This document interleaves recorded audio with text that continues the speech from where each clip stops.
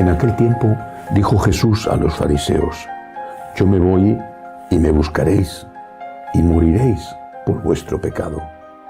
Donde yo voy no podéis venir vosotros.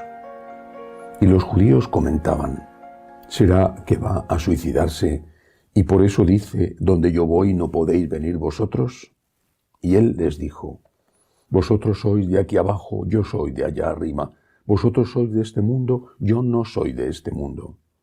Con razón os he dicho que moriréis en vuestros pecados, pues si no creéis que yo soy, moriréis en vuestros pecados. Ellos le decían: ¿quién eres tú? Jesús les contestó: lo que os estoy diciendo desde el principio.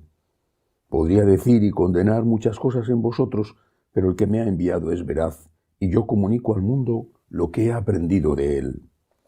Ellos no comprendieron que les salvaba del Padre. Y entonces dijo Jesús: cuando levantéis en alto al Hijo del Hombre, sabréis que yo soy, y que no hago nada por mi cuenta, sino que hablo como el Padre me ha enseñado. El que me envió está conmigo, no me ha dejado solo, porque yo hago siempre lo que le agrada. Cuando les exponía esto, muchos creyeron en él. Palabra del Señor. Gloria a ti, Señor Jesús. Está hablando Jesús de que si no tenemos fe en él, moriremos por nuestros pecados. Si no tenemos fe, o si no tienen fe. Vamos a empezar por los que no tienen fe. Es imposible, y solo Dios puede hacerlo, entrar en la conciencia de cada uno y por lo tanto saber cuáles son las motivaciones de esos que dicen no tener fe. Aunque será más bien que no tienen fe en el Dios de Jesucristo, porque siempre se tiene fe en algo. Hay gente que dice que no cree en Dios y cree en los políticos. Y a eso sí que son ganas de tener fe en alguien que no la merece. Hay gente que dice que no tiene fe y cree en la magia y va a consultar a divinos o cree en supersticiones. Bueno, cuando no se cree en Dios, siempre se cree en algo y ese algo es peor que Dios. ¿Pero por qué no tienen fe? Repito, quién sabe en el foro interno de cada uno lo que hay, pero muchos dicen que no tienen fe y la realidad es que no les conviene tener fe. No quieren tenerla. ¿Y por qué? Porque la fe es luz. Y la fe te está diciendo que hay cosas que no puedes hacer. Y eso te incomoda, te molesta.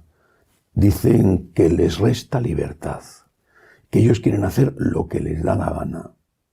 Y entonces matan al mensajero, matan a Dios en su interior, porque Dios está bien vivo, pero matan a Dios. Ya no tengo fe. Y buscan excusas. Es que los curas. Bueno, como si la fe fuera creer en los curas. Yo jamás he creído en los curas, no creo en mí mismo, como voy a creer en los demás. Ya tengo bastante con creer en Dios. Pero es la excusa perfecta, ¿no?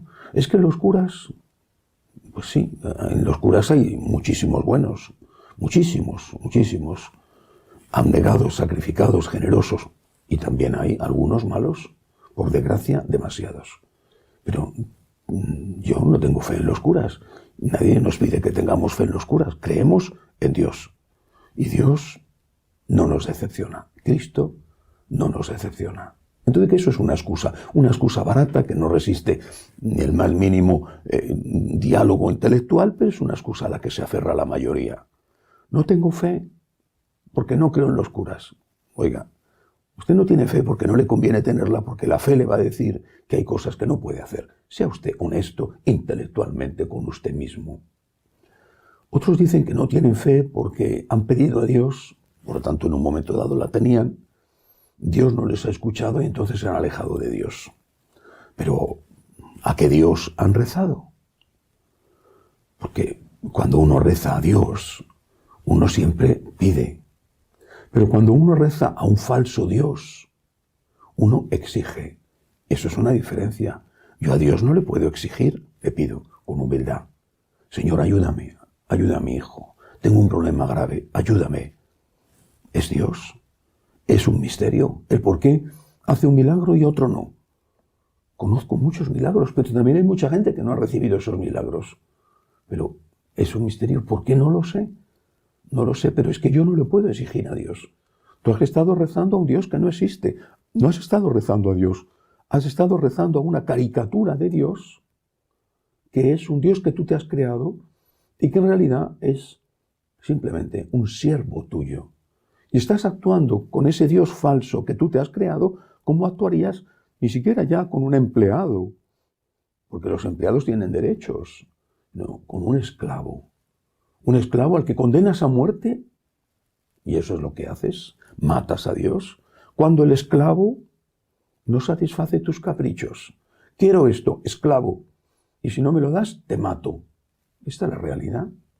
Repito, ni siquiera un empleado, porque al empleado, para despedirle y mandarle a su casa y quitarle el trabajo, tendrás que afrontar una serie de consecuencias de tipo laboral. ¿A qué Dios has estado rezando? ¿A un Dios falso? Porque si tú has creído en Dios, has creído en el señorío de Dios, entonces has pedido con humildad.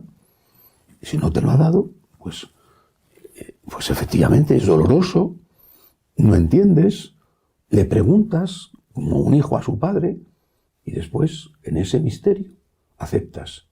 Señor, yo no te entiendo. No entiendo por qué permites esto. También Cristo preguntó eso en la cruz. No lo entiendo, pero en tus manos me pongo. Tú eres Dios y yo no soy Dios. ¿Y cuántas veces, muchísimas veces, aquello que fue motivo de lágrimas se convierte en una bendición? Una bendición porque aquello no nos convenía, o una bendición porque nos ha fortalecido tener que luchar en lugar de que los problemas se resolvieran a base de milagros. Pero hay otra falta de fe, que también nos deja con nuestros pecados. La fe de los creyentes, no la fe de los que se dicen no creyentes, que es de la que he hablado. La fe de los creyentes, o la falta de fe de los creyentes. ¿Confiamos en Dios?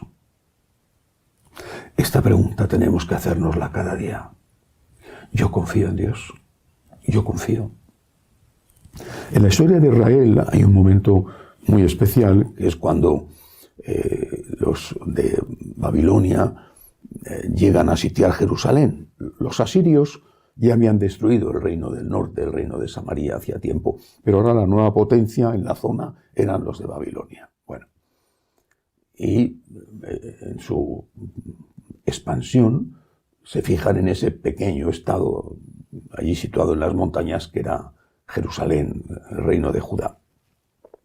Llegan a sitiar Jerusalén y los judíos se asustan porque era un ejército poderoso y acuden en busca de ayuda a Egipto, pero Egipto quedaba un poquito lejos.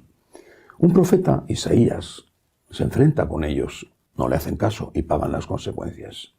Isaías es un profeta que busca la neutralidad política, que le dice: no vayáis a Egipto, busquemos un acuerdo de paz. No le hacen caso. Isaías les dice: tenemos que confiar en Dios. No busquéis ayuda, en este caso en el enemigo de Babilonia, porque antes de que llegaran los egipcios, efectivamente, Jerusalén quedó destruido. Confiad en Dios, les dice Isaías. Hay que leer el capítulo 13 porque es muy interesante. Si no confiáis, pereceréis. Si no creéis, si no confiáis, dice, pereceréis. En la confianza está vuestra fuerza. Confiad en Dios. Confiamos en Dios. Nosotros los que somos creyentes, ¿de verdad somos creyentes? Los demás han dejado la fe porque les conviene. Han dejado la fe decepcionados de un Dios que no existía, de su Dios que se habían inventado. Pero nosotros confiamos en Dios. Es un tema fundamental. Porque si no confiamos en Dios, nos pasará como a aquellos judíos acosados por unas fuerzas muy superiores a las suyas, que se ponen nerviosos, que buscan ayuda donde no deben, y que eso precisamente precipita y ocasiona su ruina. Yo confío en Dios. Todos los días hagamos esta pregunta. Hagámonos esta pregunta. Señor, yo confío en ti. Yo confío en ti. Y contestemos, por supuesto, afirmativamente. Tendremos paz y tendremos luz. Porque cuando la situación es difícil, hay que mantener la calma. Y si uno no mantiene la calma, corre mucho riesgo el riesgo de tomar decisiones equivocadas llevadas por el nerviosismo. Te pones como un loco, como un histérico, a golpear en el agua con las manos en lugar de estar sereno y quizá ponerte de espaldas y esperar a que la corriente te pueda llevar a la costa. Confía en Dios. Abandónate en el Dios verdadero, en el Dios de tus padres, en el Dios que te ha protegido en otras ocasiones. Confía en Dios. Es posible que lo que resulte no sea lo que te gusta, pero lo que resulte será aquello que Dios te da, que es lo mejor que puedes hacer. La verdad es que no es sencillo y en muchos momentos te vas a poner muy nervioso. Y tampoco eso significa que no tengas que utilizar tu inteligencia. Pero de fondo, Señor, yo confío en ti. No entiendo, pero yo confío. Tú eres Dios y yo no soy Dios. Tú eres Dios, Señor. Yo confío en ti, estoy tranquilo y mantengo la paz mientras busco con paz una solución a los problemas. Que así sea.